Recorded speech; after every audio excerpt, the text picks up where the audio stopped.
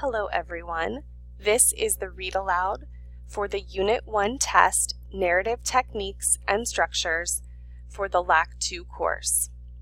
If you have specific questions, please check your online course or reach out to your teacher. Question 1. Refer to explorations in literature for a complete version of the story. Read this excerpt from After 20 Years by O. Henry.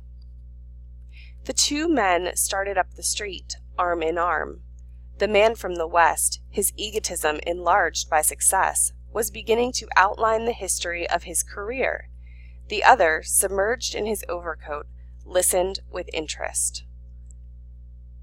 Which statement best explains how the author's use of third-person narration affects the reader? It provides insight into both characters' thoughts, motivations, and actions. It allows for better understanding of the main character only. It creates tension since the reader only knows one character's thoughts, or it makes the motivation of one character clear to the reader. Please pause your recording and answer question 1.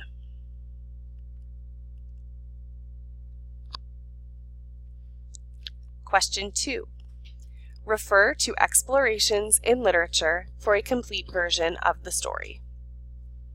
Read this excerpt from After 20 Years by O. Henry. There was now a fine, cold drizzle falling, and the wind had risen from its uncertain puffs into a steady blow. The few foot passengers astir in that quarter hurried dismally and silently along with coat collars turned high and pocketed hands. And in the door of the hardware store the man who had come 1,000 miles to fill an appointment, uncertain almost to absurdity, with the friend of his youth, smoked his cigar and waited.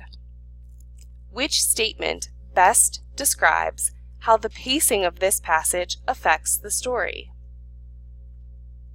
The pacing makes the setting come alive with vivid imagery and descriptive language, which makes the story surprising. The pacing moves the story along quickly with descriptive language, which adds humor to the story. The pacing slows down the text with deliberate and descriptive language, which gives the story a mysterious atmosphere. The pacing allows for a lengthy description of the man and clear description of the setting, which creates an alarming tone in the story.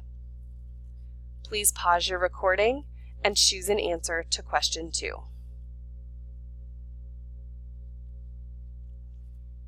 Question 3. Refer to explorations in literature for a complete version of this story.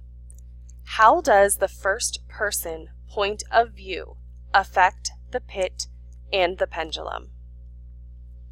It enables the reader to learn more about the Inquisition, the political power that has unjustly imprisoned the narrator.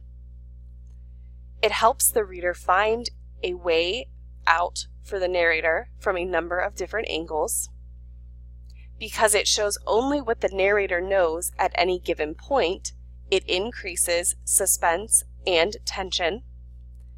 It explicitly describes the narrator's joy when he is saved by the French general at the end. Please pause your recording and choose an answer to question 3. Question 4. Refer to explorations in literature for a complete version of the story.